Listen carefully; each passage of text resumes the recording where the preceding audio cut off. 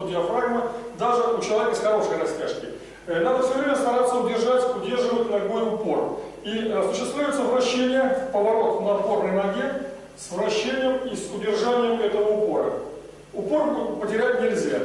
Значит, можно растягивать ногу здесь, увеличивая длину дистанции, и также сокращать. Выполняется таким же манером, чтобы дотянуться до стены. И естественно, что более сложная форма, усложненная форма, варьируется дистанция от стены. Чем дальше, тем сложнее дотянуться, и чем проще, тем ближе. Значит, поднимаете ногу, и ваша задача дотянуться на том самом уровне плеч диафрагмы до стены.